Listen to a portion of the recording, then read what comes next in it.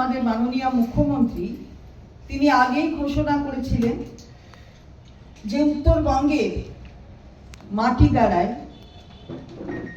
মহাকালের মন্দির এবং সেখানে কালচারাল ট্যুরিজম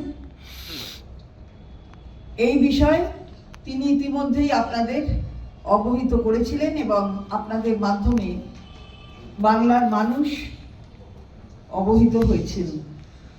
আজকে বিষয়টি অত্যন্ত গুরুত্বপূর্ণ এবং আমাদের মন্ত্রিসভার বৈঠকে একটি এজেন্ডা ছিল। এটি নিয়ে যে প্রপোজাল ছিল সেটা হচ্ছে 25.15 একর জায়গা, এটা মৌজা উজানু, জেল নাম্বার হচ্ছে 86 এবং 3.95 একর জায়গা মৌজা গৌরচরণ, জেল নাম্বার 81।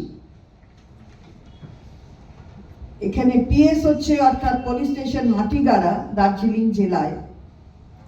এটা লিজ হোল্ড যেটা ছিল লক্ষ্মী টাউনশিপ অ্যান্ড হোল্ডিংস লিমিটেডের, সেটা লিজ হোল্ডার ট্রান্সফার হয়ে যাবে। এটা প্যারাস্টেটাল ছিল এসজেডি এর কাছে। এসজেডি হচ্ছে প্যারাস্টেটাল এবং তারপরে তার মধ্যে থেকে 17.41 একর জায়গা ভেকেন্ট এবং আনইউটিলাইজড, এটা ল্যান্ডে আসবে, এল&এলআর দপ্তরে আসবে এবং সেখান থেকে সাবসিকুয়েন্টলি এটা ট্রান্সফার হবে, inter departmental transfer in favour of tourism department. এখানে এই মহাকালের মন্দির তৈরি হবে এবং সেই প্রস্তাব আজকে গৃহীত হয়েছে।